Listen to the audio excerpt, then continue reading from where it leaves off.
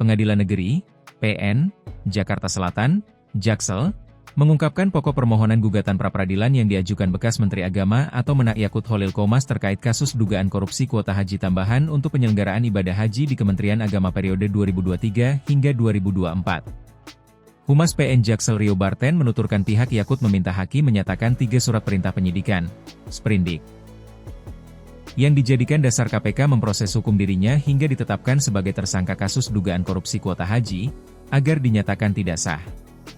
Terdapat permohonan supaya menyatakan 3 surat perintah penyidikan agar surat-surat tersebut yang menjadi dasar termohon untuk melakukan upaya paksa penetapan tersangka, agar dinyatakan tidak mempunyai kekuatan hukum mengikat dan tidak sah, kata Rio dalam keterangannya di Jakarta pada Rabu, 11 Februari 2026.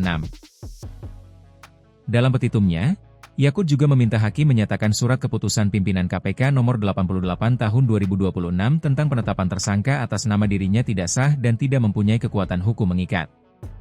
Lalu, dimohonkan supaya hakim menyatakan surat KPK perihal pemberitahuan tersangka nomor B2 Dik 002301 2026, hal pemberitahuan penetapan tersangka tertanggal 9 Januari 2026, adalah bukan surat penetapan tersangka atas nama yang bersangkutan dan dinyatakan tidak sah dan tidak mempunyai kekuatan hukum yang mengikat, ujarnya, seperti dilaporkan jurnalis Kompas TV, Bongga Wangga.